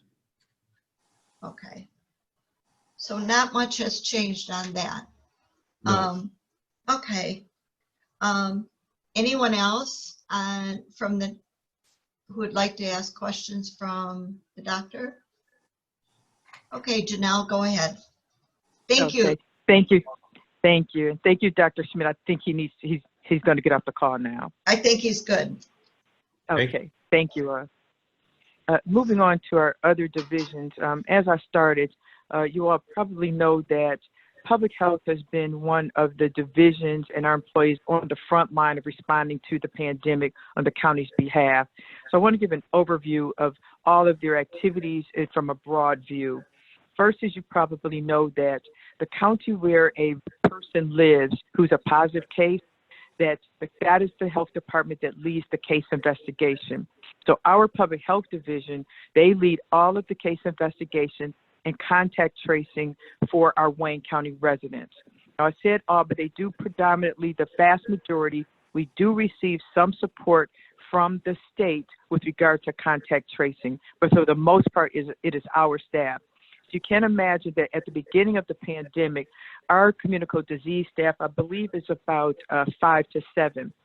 We were able to ramp that up to about 30, over 30, right at the heart of when things were really hitting, the numbers were really off the charts. And by way of that, when we got our first case, you may recall it was March 10th. That first week, we had 10 cases. By the second week, which was March 15th through March 21st, we had gone up to 259 cases. Within 4 weeks of our first case, we were up to 2,473 cases. So you can see we got hit hard, fast. We were able, at that time too, in the beginning, the county was still on the paid furlough. We were able to retrain and recall a number of our employees who worked in other areas, in particular in environmental health, since they already had certain skills and they had a knack for how to go investigate. We called them into service to help over with the case investigations and contact tracing. So again, we were able to ramp up our staff up to over 30 when we started getting all of these cases. Our environmental health, and at that time when the some restaurants, you may recall at that point, were still able to have some type of services where there was limited indoor dining, that we still had to have our environmental health inspectors out there inspecting to make sure that they were complying with the governor's orders. There were other businesses that were still open, essential businesses, so we would get complaints or just concerns about different businesses, how they were operating. So our environmental health staff would also go out on those types of complaint calls as well. And now that businesses are back open, they are fully re-engaged on the environmental health side. We've been able to then add additional surge staff, if you will, for our case investigators and the contact tracing by hiring just additional staff. Our staff on the case investigation and contact tracing side, they work 7 days a week. Because our cases keep coming, we have really, again, want to make sure that we are timely responding. So they work 7 days a week, and we do the work pretty much between a 12-hour time frame. Each employee does not work 12 hours, but we make sure that their schedules are staggered so that on every day that there's at least 12 hours when we have case investigative and contact tracing work being conducted. Other ways how our staff operations have been impacted, one of the greatest impacts to our actual constituents is really with the fact that you can no longer have the in-person interaction. This has directly impacted our staff who work with our Women, Infant, and Children's program, the WIC program, but we are so proud of how our staff and work with the state quickly adapted, that we know that our constituents in the WIC program, they still need the service. They still need to have access to how they can have food and proper nutrition. So a process was developed where there would not be direct contact between our staff and an individual in the program, that they had worked it out where they would come up in their vehicles, that they would exchange things by literally placing their WIC card under the windshield in their vehicle. Our staff would go back in the building, and then they would get the cards that they needed and interacted. So while we've been able to interact and to continue providing services, it has, though, had an impact, you can imagine, on the lack of that direct in-person contact, especially when there's types of services where you really do need to have the most value of the bit of the service to have that in-person contact. Our hearing and vision staff, you know that they work in the schools, and their work is tied to the school year. So they typically are in layoff mode during the summers. However, they went into layoff early on back in March when the school districts closed. They have started to be called back in service, And now that the schools are still at different levels of opening for in-person instruction, we are now actually using them also to support our case investigation and contact tracing efforts. From our clinical services side at the public health clinics, the clinic did close, again, when we had closed, when the county had closed for the furlough. So that meant that we couldn't do immunizations, we could not handle our sexually transmitted disease, provide those services, but the clinic, the public health clinic, reopened on May 18th. And now services are provided by appointment, so we are glad that we could start providing those services again and have been doing so since mid-May. Thank you. Janelle? Yes. Would I be Yes. very rude if I interrupted and asked if we could go to Health Choice because they recessed their meeting until 1:15? Oh, sure, absolutely. And we need So, to get them in so that way they can go back to their meeting. okay. Is Chris back on the call? He had texted me. Thank Chris, you. are you back in the I meeting? really appreciate it. Of course, no problem. Chris, are you back in the meeting? I am. Okay, so Chris, I'll turn it over to you then if you want to talk about those highlights we had discussed about what's going on with Health Choice. Sure. So the department or the division that runs Health Choice or administers Health Choice is the Access to Care division. We were expecting quite a bit of drop off from our Health Choice small business health coverage program because of the pandemic. We were expecting that a lot of these businesses would not be able to afford the premiums to keep their health coverage. But we were pleasantly surprised that the drop that we've seen since the pandemic has been pretty minimal. We've experienced a 4% drop in our member enrollment and a 2.3% drop in our enrolled businesses that are part of the program. This, like I said, was a pleasant surprise for us.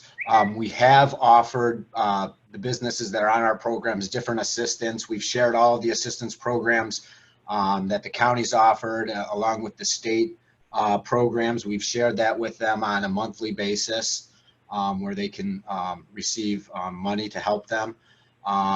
We allowed businesses, if they couldn't afford to pay for a month or two, to come off of our program and then re-enroll instead of waiting for open enrollment to occur and come back on the following year. Lastly, for some of the companies that weren't able to pay their monthly premiums, we offered the opportunity for them to defer the payment, and we covered them for those months they weren't able to pay, and then we asked that they pay once they got their business back up and running. So on the Health Choice side, we were pleasantly surprised at the number of small businesses that were able to continue the coverage that we offer to them.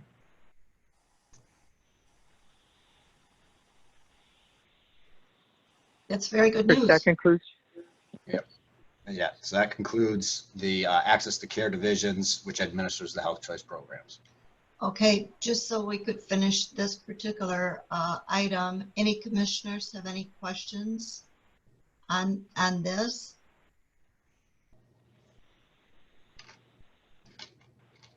Okay, thank you very much. Chair Bell, is there something you would like to add? No, thank you so much for allowing Access of Care to present now. We're going to go back to our Health Choice Board meeting at 1:15, but thank you so much. Have a good meeting. Thank you. Okay, Janelle, I am very sorry. Could you please go ahead and continue? Oh, sure, not a problem at all. And thank you, Chris. Still just a couple other areas I want to touch on with regards to the Public Health Division. The Public Health is also with regard to monitoring, is compliance monitoring for the long-term care facilities, which includes the nursing homes. You all probably know that the state actually licensed nursing homes, not the county. So we don't actually go in doing investigations or inspections from a licensing standpoint. However, with the pandemic, from a public health standpoint, we did start a schedule of what we call compliance monitoring. And our communicable disease staff, they do visit the long-term care facilities, and they're looking for proper use of PPE, just even having a proper supply of PPE, also looking at testing in other areas about how they are maintaining and isolating their residents who have tested positive, or those who have been identified as a close contact being in quarantine. You probably know too now that the states did issue some strong directives with regard to long-term care facilities that require testing on a very regular basis. So our public health division is also closely monitoring their compliance with those orders and making sure that our residents who are in the long-term care facilities are being properly cared for, and to minimize infections within the LTCs. The public health division also leads our testing initiatives for employees and the public. Early on in the pandemic, the city of Detroit had allowed us to utilize some of their testing facilities. However, that became very limited. So we would send some of our employees over to the state fairgrounds for a very limited and short time. They were allowing us to use their rapid testing for our first responders, in particular, our deputies in the jails who had to return to work or needed return to work clearance. But that actually became very limited.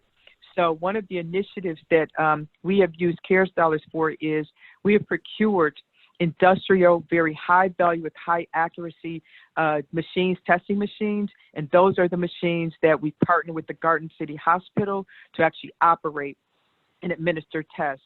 So that initiative is led by the Public Health Division, again, where employees have priority status to get tested over at Garden City and then open to the public for most of the other hours of the day.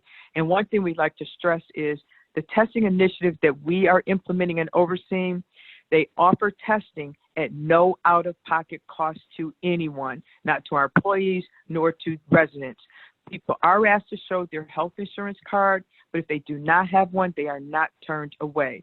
That is something that we are being very diligent about, while we're also preparing to have some additional testing capacity options. That will also be one of the caveats, that there can be no out-of-pocket cost to anyone who gets a test at a facility that the county has partnered for. Another role public health has led and leading is actually working with our schools. We actually have a weekly meeting with RESA, the Intermediate School District for Wayne County, to discuss and address issues pertaining to educational services, providing educational services during the pandemic.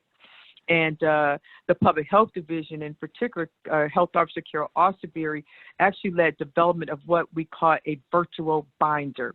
And it is a very comprehensive resource tool for schools to use in how to handle and address issues pertaining to COVID. There's a section that specifically addresses different scenarios where if there is a positive case of a student or a staff person in the school, what should be done. It also includes other protocols, as well as just a list of over 50 frequently asked questions, so the schools can have something right there at hand so that when they're working with something on the spot. We also have developed what's called a decision matrix to help schools now determine, which has been very challenging, about when it is safe to provide in-person instruction versus perhaps a hybrid of instruction with some in-person, some online, or when they need to be completely in remote mode. You can imagine this has been quite challenging because we learned most schools really started planning for the new year back in June. This is before instructions or protocols were really issued, and most people were preparing for schools to be open. As you all, I'm sure, have been tracking our case numbers, that wow, our region is in a phase 4 under the governor's roadmap. Our numbers have been higher than other areas of our region, in particular in Wayne County, which includes all of Wayne County except the city of Detroit. So this decision matrix is used to look at different factors, including the number of cases in particular communities, the trend of cases, and the positivity rate. And then a community is assigned a community spread level. And depending on your level, meaning if you have a low level of community spread, then it's going to be easier and there'll be a lower risk to having in-person instruction. Of course, the higher community spread, then that's going to be leading to our recommendation that there should probably just be remote instruction. We're working very closely with RESA and the various school districts throughout the county and coming with something that is workable, that's feasible, but does not undermine public health nor compromise the science. So we're working very closely with them to ideally have a tool that they find very helpful as they're making their decisions. Moving on to the Clinical Services Division. Clinical Services entails jail medical services, the federally qualified health clinics, which we refer to as the FQHCs, and the Adult Community Corrections Program. Under our jail medical services, early on when the pandemic hit, we did have some challenges with staffing shortages. A number of the staff were sick either because they had the virus, that they had COVID themselves, or they had to go into quarantine because of being a close contact to a case. And while we were suffering some of those staff shortages, that actually was offset to some degree by the reduced average daily population in the jails. As we all know, too, that the courts were making decisions about giving administrative releases, so the jail population was reduced significantly over this time. I don't have the exact numbers in front of me, but I believe right before the pandemic, the average daily population was in the 1500s, and it went down as low as under 800 right now. I believe, and I know the sheriff is behind us, and they'll confirm the exact numbers. I believe it's in the 800, 850 range. So we really did have almost half the population, so that did help offset the impact of staff shortages. WellPath, is our vendor who provides those services. I know that they have been able to start increasing the staffing numbers, and we're working closely with them and monitoring that closely. We also have done a phenomenal job, I think, in maintaining or reducing, minimizing the infection rate within our jails. Right now, the infection rate is actually less than 1%. We're told that's probably the lowest in the state, if not the country. But that's because we really have had a very comprehensive program that includes testing all inmates upon admission, then having a housing protocol where they are cohorted in housing for 14 days. At the end of the 14 days, if they have not tested positive, then they're tested yet again before they're released into the general population. Again, with this very comprehensive and very rigid protocol, we've been able to really have a phenomenal minimal infection rate. We've also hired disease intervention specialists who are the ones who work and conduct the case investigations and contact tracings specifically in the jails. They only work with our jail population. And that has been very helpful as well, just having a very dedicated group that works specifically with our inmates. And while we do know a lot of the inmates have been released on administrative release, our disease and intervention specialists, they still conduct that case investigation and contact tracing, even if they are no longer in the jails. Again, we think all of these combined together with our comprehensive approach has really helped us to have such a phenomenal infection rate. And also to note that this testing started, we had mass testing of our inmates back in early May. And we actually started testing every inmate in early June, and that was pursuant to an order issued by Chief Judge Timothy Kinney. We have been working on it, talking about it. So when Judge Kinney saw a need, and we really appreciated that, we were able to get that up and going pretty quickly and maintaining that very well. Also in clinical services, moving on to our federally qualified health clinics, the FQHCs. The clinic in Hamtramck, we are proud to report, never closed during the pandemic. They have remained open, and they've even been offering COVID-19 testing when other places could not. When the public health clinic opened in Wayne back in mid-May, then the FQHC in Wayne also reopened, and they also conduct the COVID-19 testing there by appointment, like with the clinic. So we are very proud that we are able to do that.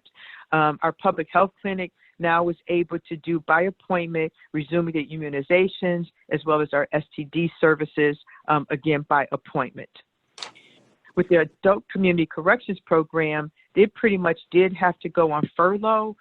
So most of the staff were furloughed or laid off because, as you know, that their services are directly tied to the courts. as the courts are slowly reopening and even to in-person, I think Judge Kinney had announced earlier, I believe jury trials are starting this week in a very limited way. We do expect to then see some resuming of the adult community corrections program, but right now it is pretty much has been suspended. Moving on to our juvenile and youth services. Also, as you all know, that this division runs and operates our juvenile detention facility. And I'm very happy to say, too, that we put in protocols early on where our youth are tested. All youth who, upon admission, are tested. And we have had 0 youth in our JDF test positive. Again, something we're very proud of, but again, we think that is because we're very strategic and thoughtful, methodical about how we are adhering to strict protocols. Back in March and early April, the visiting was severely restricted, that in-person visits with parents and others were restricted, that it had to be absolutely essential to come in. And there was a governor order that supported that, which ultimately got rescinded. Our public health division stepped up and said, nope, we don't think that that's going to be a good practice in Wayne County. So we actually issued a public health order saying limiting visitors in the JDF, which again, we think has really played a role and helped us into minimizing the infection and actually eliminate it within the facility there. One area, though, where our youth have been impacted is with the school instruction in the juvenile detention facility. As like when the other school districts closed, instruction was severely limited. And when things started resuming on a remote basis, frankly, we really weren't equipped for that. We are working very closely with the education provider, Capstone, now to ensure that our youth are getting the level of educational services that is appropriate while they are in the JDF. And again, we're working very closely with Capstone to get that resumed. Also, one positive thing that has come out of the pandemic for JDF is that we are being able to upgrade the technology so that we can have the virtual services. In fact, Capstone has talked about utilizing, you may have read about this, robots where the teacher will work talking through the robot, and the robot will be physically in the room with the youth and using that type of technology to make sure, again, that our youth are being educated appropriately. Also, there have been some impact, as you can imagine, again, on the in-person services through our other programs where with our CMOs, as well as with just in our first contact programs. But our service providers, our partners have been very effective in utilizing remote and virtual services to still provide the level of service that is possible within these challenging times. Moving on to the veteran services. They had to convert as well over to remote operations. They actually were able to do so during the county's furlough. They do have in-person appointments available as needed if a veteran just does not have the technology or resources to send in required documentation electronically, so they can come to the office by appointment. But our staff there has reported that they really have not missed a beat, that in fact, a lot of the veterans really like being able to utilize and communicate electronically, submit their documentation, so they really have not seen a big negative impact there. We are still concerned about making sure that we are reaching all of our veterans who are eligible. And so we are focusing now in launching a communication campaign that I'd like to see include radio advertisements and other ways of how we're making sure we're getting out and reaching our veterans. And I'm very pleased to report that we were actually able to hire an outreach coordinator, which was approved in this fiscal year budget, who got started just about a month ago, and we're hoping to be able to carry over. So that person is strictly focused on that whole outreach component, making sure our veterans know that veteran services, what first services are available, what are the eligibility requirements. We also were very fortunate this fiscal year 20, that we received a new state grant that allows us to serve peacetime veterans. You may know that with our veterans funds now that you have to have served during wartime, and it's very specific, and that's set by federal standards. So with the state grant, we are even broadening who we can serve. So we're very excited about that, and again, want to reach all veterans who we can who are out there in need. With that, last and certainly but not least, very important that we are in the midst of all of this recruiting for a new department director. David Brooks, our former director, actually resigned in early January. We started revising our job description to making sure that it was fit our current needs, not even knowing that the pandemic was about to hit. And we actually started our recruitment right before the pandemic. And while it hit us, believe it or not, we have still continued recruiting in-house. We've actually screened several candidates and interviewed several. Unfortunately, though, we don't think we found that candidate who has that right mix of having the right technical background, but also having very strong leadership skills. And I will tell you that as I have been handling those responsibilities, that I'm even more resilient in my position, that nobody is better than the wrong body in that role. And so we have now turned to, I believe, as you all know, because thank you for supporting an executive search firm, that we believe now, especially in these challenging times, that we need the resources of an outside executive recruiter. So that contract was just approved, so that we're going to be working with an executive recruiter now. And we're really looking to get that position filled as quickly as possible. Our deputy department director position is also vacant, even though Brian Manning, who served in that, who's now in the CEO's office, has been very supportive of me in helping with a lot of some of those functions, as well as our central operations staff, Eddie Fakuri, director of administration, and Nellie Lee, who's over compliance and policy in the contracts team, that I really would like to see an internal candidate in that role.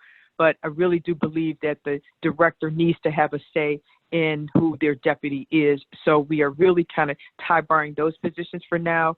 We have interviewed some internal candidates, but we have placed that just somewhat on hold while we still go out and recruit for the director. And with that, I know that was a lot of information. That includes Kamal will be addressing, our finance director will be addressing the budgetary impact, but we have all of our other division directors are in the meeting, and we're all available to answer questions. Thank you. Janelle, Kamal, before you start, this is Kevin. I just wanted to confirm with the committee that again in this year in the budget there is $210,000 set aside for veterans burials in the Veterans Fund. This is in addition to the amounts that's set aside in the general fund.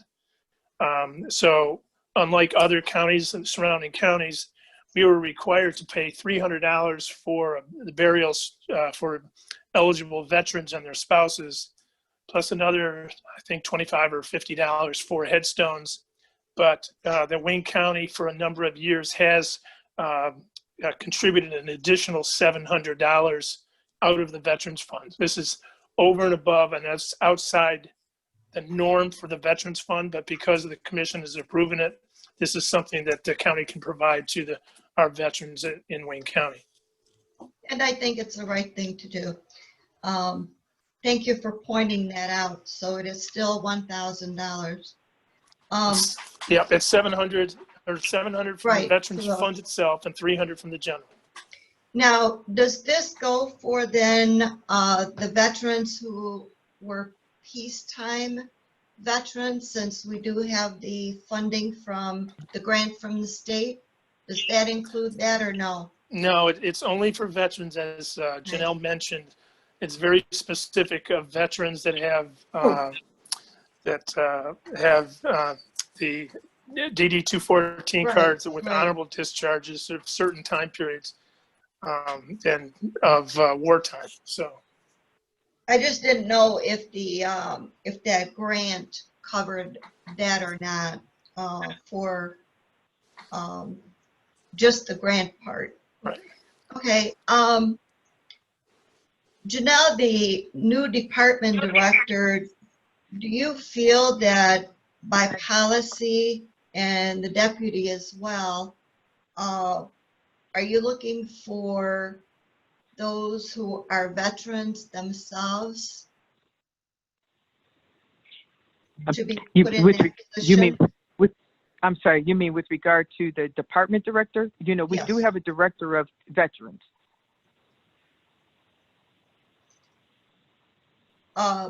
Currently? Yep, yes. So I'm not sure if you're asking me about the department director, which is what I was referring to, but we do have Kwesi Betsarai is our director of the Veterans Services Division. Okay, then I misunderstood. Who are we looking for the two positions that are open? This is the department of the Health, Human and Veterans Services Department Director and the Deputy Department Director. Okay. Okay, thanks for clarifying. Sure. That is really exciting about the robot technology in the youth juvenile detention. I think those students probably get a kick out of that particular thing. Any youth would probably do that.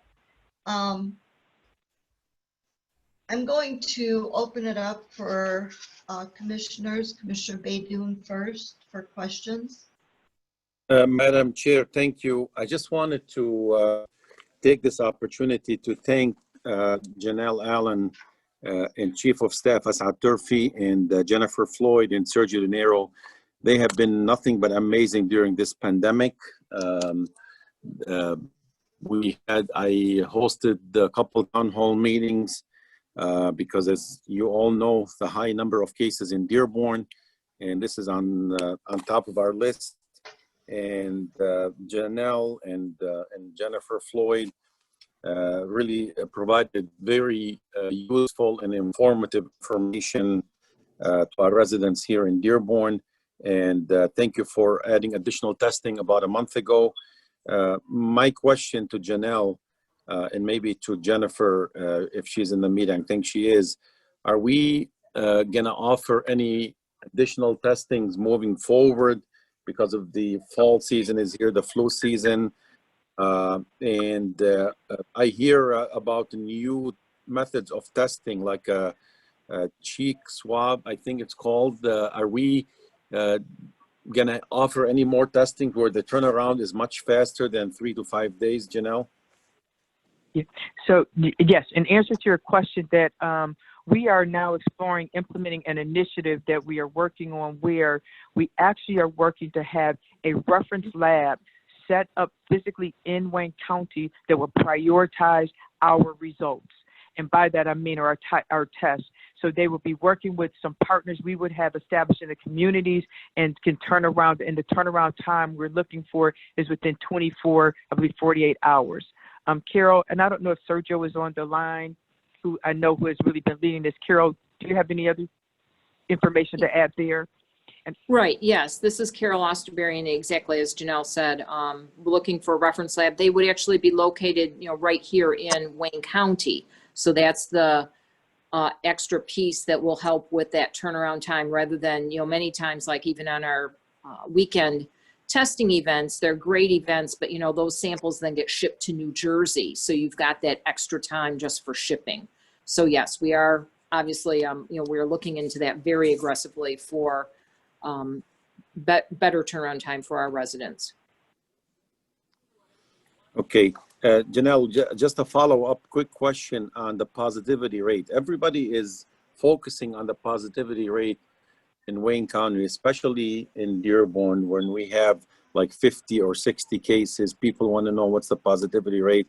And I know Jennifer Floyd was very diligent in inviting me based on a weekly basis. I don't think you can do it based on like a daily. Every day you can have a report, let's say for Garden City or Dearborn, here's the positivity rate. Is that too much time, too much work to be involved in terms of coming up with that?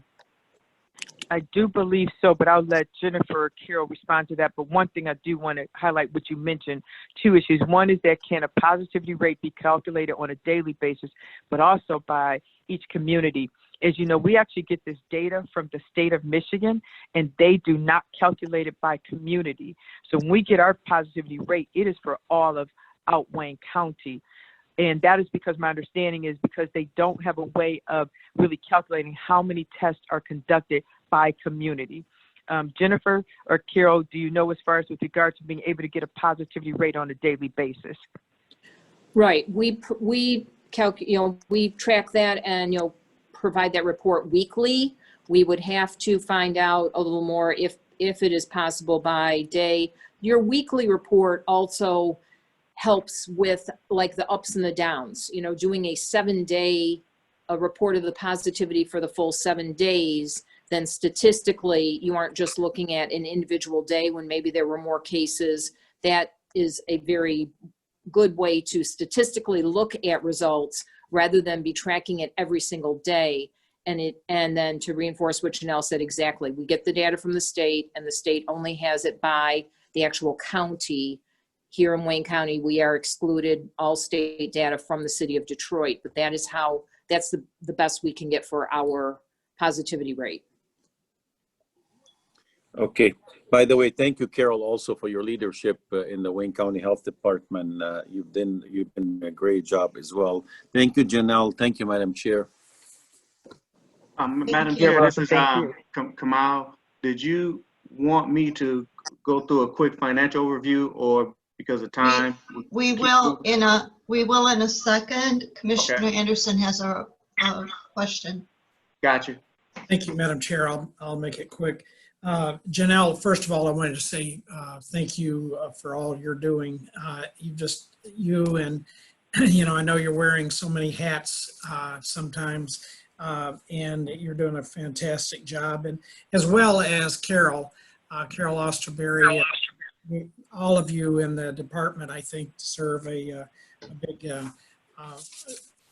amount of recognition for what you're doing. I just wondered, Janelle, if you could tell me, I had a question presented to me about when someone tests positive for the antibodies, are they included in the case count for the day as far as positive responses if they are not showing that they have it currently? I'll actually let Carol respond to that, but I think the answer is no. It is for the PCR if you're positive at that point. But Carol? That is exactly as Janelle said, that is correct. The daily count is for the PCR test, the diagnostic test that is saying, yes, that person is a confirmed positive COVID-19 case. And they would not exhibit both those then currently at the same test, right? Well, the antibody test is not testing for an active, that you are actively have COVID-19. It is testing if your body has built up the antibodies to it. It's not saying, that's the difference. So you probably would not have a individual that would test positive on both of those tests. Is that correct? That is possible.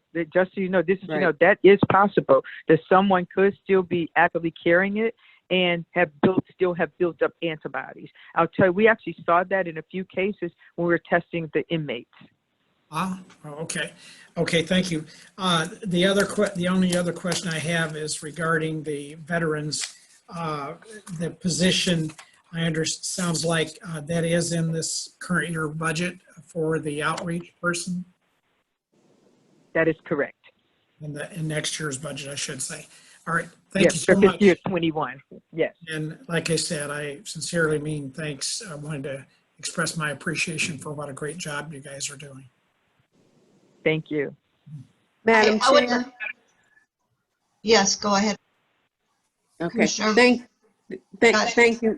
thank you, Madam Chair. I just wanted to ask Osterberry or Janelle if they're doing tests in Hamtramck at the FQ center over there. Yes, they are. They are. They are. And you Yes. mentioned that there was going to be some testing results within a few days. If you're tested over there, would they get those results in a few days also? That I'm going to, Jennifer Caruso, do you know the turnaround time for the test results for the FQAC in Hamtramck? Yes, hi everyone, it's Jennifer Caruso. We are looking at anywhere from 2 to 4 days through Hamtramck currently. Okay, all right, very good. Is there an appointment necessary or is it just walk-in? Yes, appointments are necessary for both Hamtramck and Wayne. Okay, all right, thank you. You're welcome. Okay, I need to have Mark give us a little perspective of our schedule and remind us when everyone was due and is going to be due, and if we might want to take a 5-minute break at a given point. Mark Abel? Yeah, thank you, Madam Chair. Actually, I was just writing a note to Madam Prosecutor. She was supposed to start at 1:15. Obviously, we're running late, and we still have the sheriff to do before that. So my expectation is we may want to take a 5-minute break so that the sheriff can gather all of his people for their presentation. And Madam Prosecutor, my apologies, but perhaps we'll start with your part of the presentation within 45 minutes to an hour after that, if that's okay. No problem. I just wanted some perspective, that's all. Okay. Mark, since we all received the analysis on the financial, do you feel that we're okay? Yeah, I think we're good to go with HHVS. Okay. But thank you, Kamal. Thank you. Thank you, Janelle. Is there anything else that you need to let us know before we move on? No, I don't think so. Like I said, I tried to hit all the high parts, but also I do want to recognize our staff too, that you can imagine. We say that, where others, COVID has impacted everyone's life, but those of us who are working on the front line, it's all facets of our life. We don't get to go home and leave it there. So I do want to recognize our staff as well for doing a phenomenal job. I know that we are often, work through the weekends, or we have our case investigators, but our leaders, I know, Carol, we are always talking on the weekends. Jennifer, we're communicating, both Jennifers, so I just want to recognize them as well about thank you for your dedication and commitment. And keep up the good work. Yes, and we thank you too. Thank you. We all agree, and we do get the emails every day, and we appreciate it. But the hard work has not gone unnoticed. So thank you for your service, and thank you for your ongoing commitment to our constituents. Mr. Abel. We appreciate it. Thank you. Mr. Abel, shall we take a 5-minute break? 5 minutes. So let's see, it's 1:30 now. We can come back at 1:35. 1:35 on the dot. Committee members, because I will call roll in 5 minutes. We're recessed for 5 minutes. Don't sign off.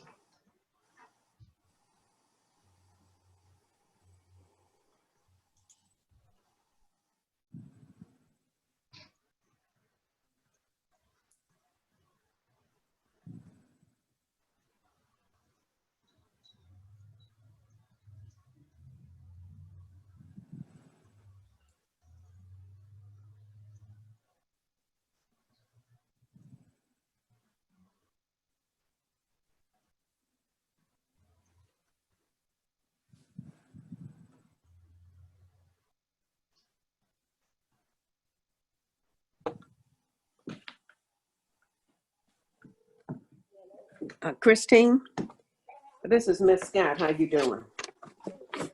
Pretty good, thanks. I just got a letter from DTE where they're going to disrupt your service on October the 2nd.